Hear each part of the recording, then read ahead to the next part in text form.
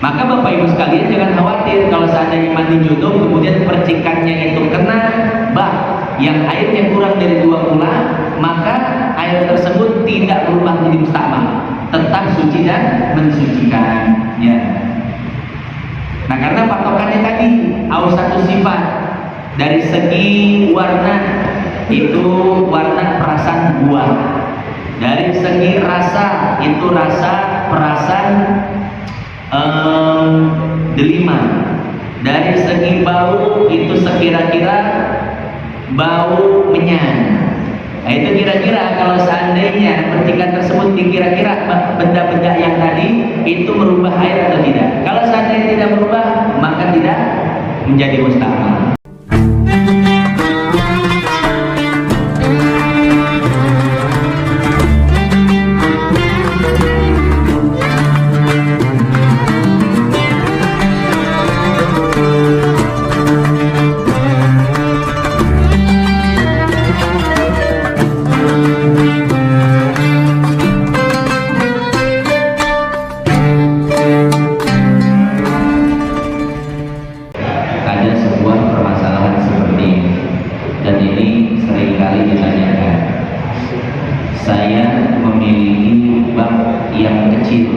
Di rumah, ketika diisi bak tersebut tidak mencapai 2 kula.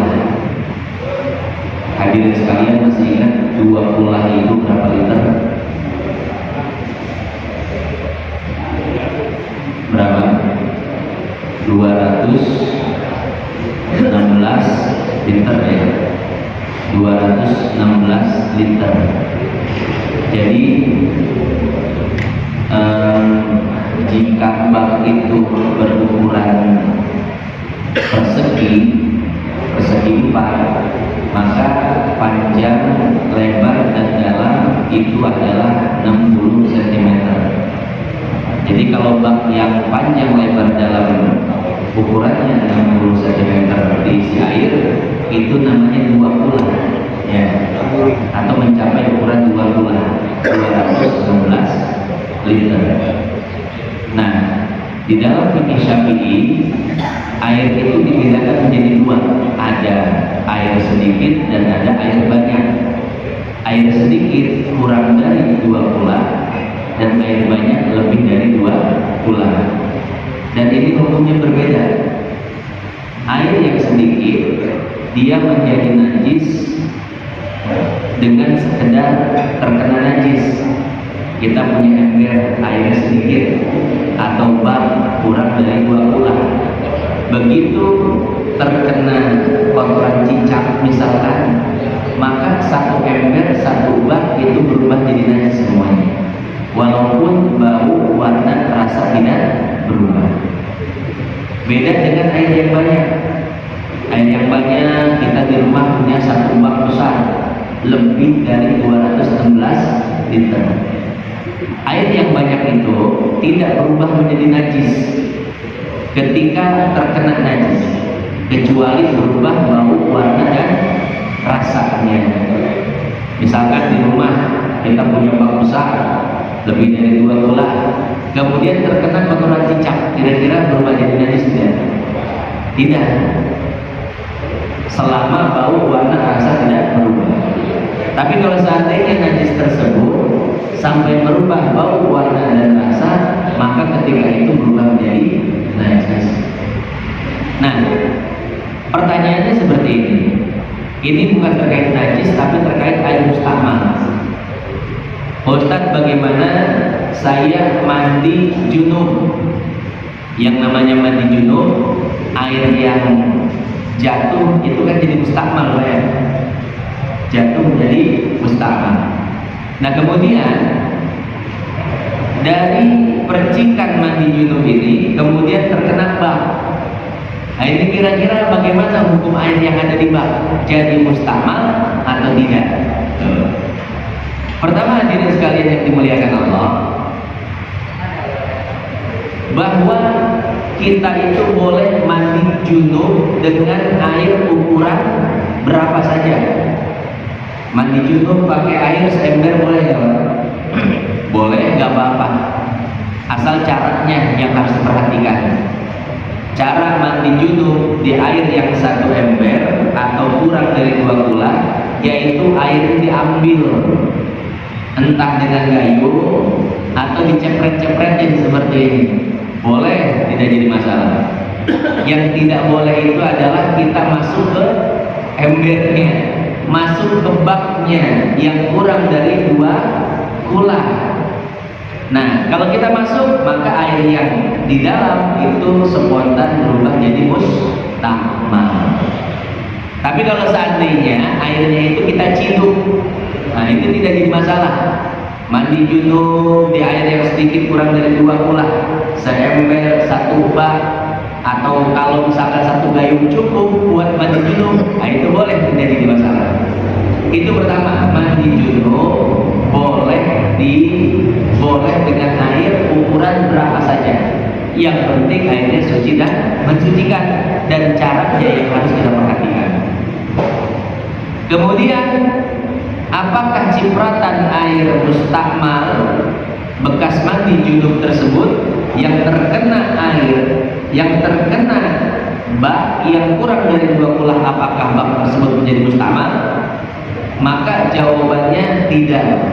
Ya, jawabannya tidak menjadi mustakmal. Nah, sekarang kita akan baca redaksinya. Ini disebutkan di dalam kitab At-Taqriratus Sadidah yang dikarang oleh Al-Habib Hasan Al-Karim. Beliau mengatakan seperti ini: Taratan yaqa'u fil ma'i ma'i'un minal ma'i'at at-tahirah. Terkadang yang namanya air itu terkena benda cair yang suci, muwafiqun lil ma'i fi sifati, yang mana benda cair tersebut sifat-sifatnya sama betul dengan air. Warnanya bening, tidak ada rasanya, kemudian baunya pun sama dengan bau air bening. Kama iwardin munqati'ir raihah, seperti air mawar. Ada peresan air mawar, ya? Peresan air mawar walaupun warnanya bening tapi baunya apa? Wangi kan ya? Wangi. Bahkan bagus itu kalau untuk rambut, bisa subur kulitnya, bisa subur rambutnya. Makanya anak kecil ketika gunting rambut, nah itu dipakai air mawar gitu. Ya, itu bisa menyuburkan rambut, ya. Nah, air mawar walaupun airnya bening tapi ada baunya, wangi. Nah, di sini disebutkan ada air mawar yang wanginya itu sudah hilang. Jadi kira-kira kalau perasan air mawar wanginya sudah hilang, berarti sama nggak Pak sama air? Sama persis kan? Persis Pak, warnanya sama, kemudian baunya sama karena sudah hilang dari wanginya. Nah, seperti contohnya air mawar yang bercampur dengan air biasa. Pertanyaannya, itu status air biasa apakah masih tetap suci mensucikan atau sudah jadi tidak mensucikan lagi? Au mustakmal, atau terkena air mustakmal. Ada air mustakmal dan ada air yang suci mensucikan, kemudian dicampur, Pak. Nah, ini bagaimana status hukum airnya? Apakah masih boleh digunakan untuk bersuci atau tidak? Fayuqaddaru ala hasabi sifatil ma'i al-mukhalifati lil ma'i fi sifati bi awsatis sifat. Maka cairan tersebut, baik air mawar ataupun air mustakmal yang terkena air suci tadi, maka dikira-kira dengan sifat yang pertengahan. Jadi nanti di bab air akan dijelaskan ada namanya asyadus sifat, sifat-sifat yang kuat. Ada namanya ausatus sifat, sifat-sifat yang pertengahan. Sifat yang kuat itu Pak, misal warna, misalkan seperti apa? Tinta. Tinta itu kan sifat warnanya kuat, Pak ya? Sifat warnanya kuat. Atau auridil miski, minyak misik. Minyak misik kan sifat wanginya, sifat baunya itu kuat, Pak. Kemudian ada ta'mil khal,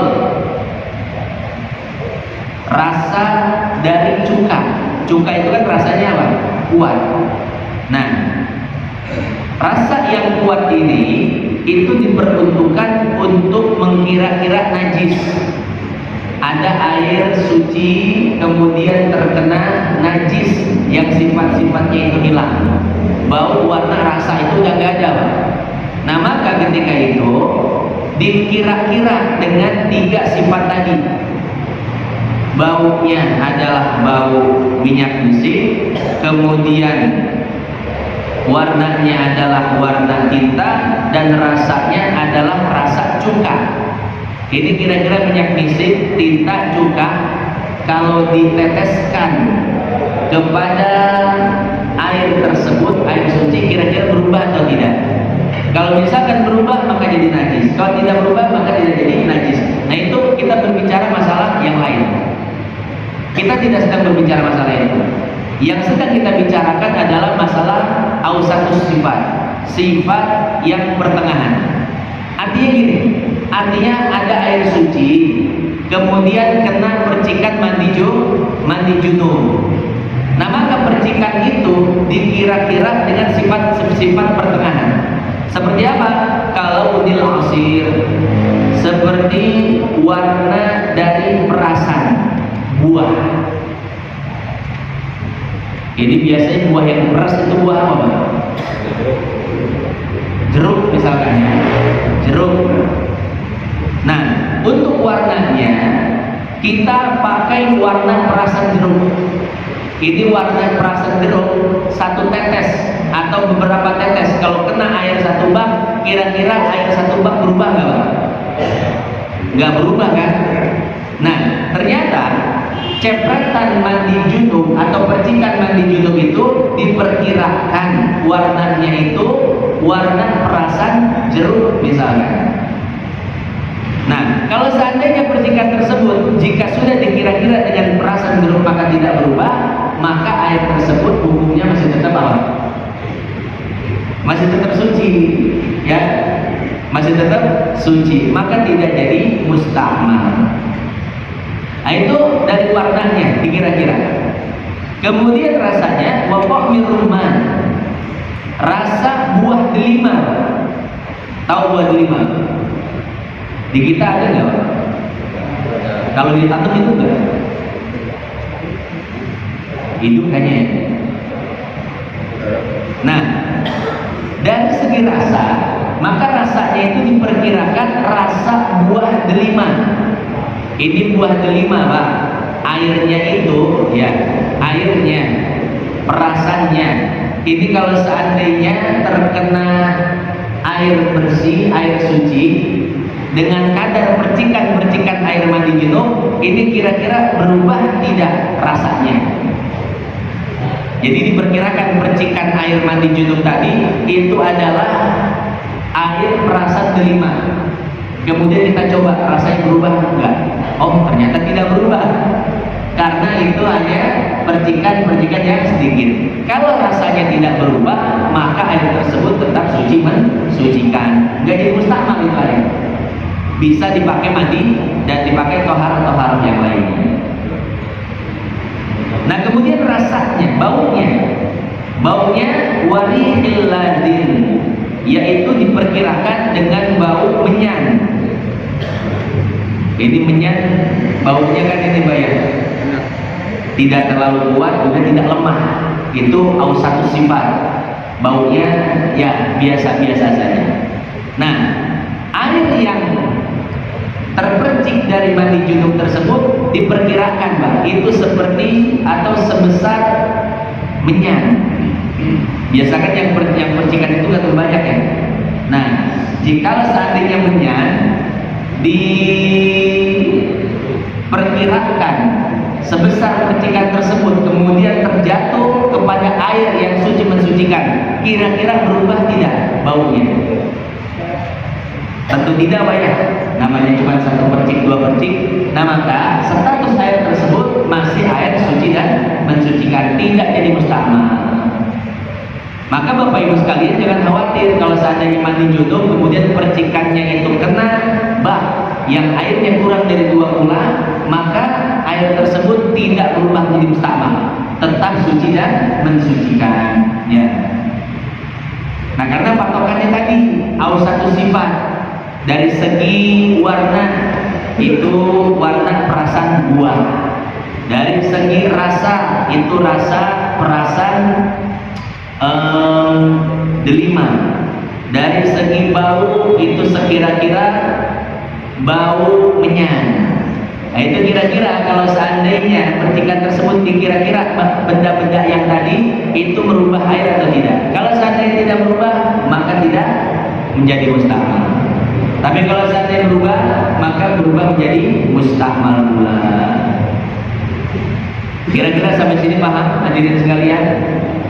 Nah, jadi kalau seandainya mandi kemudian di rumah bak itu kurang dari 2 kula airnya, maka gak usah ragu ya. Dah mandi aja, jebur, gak apa-apa.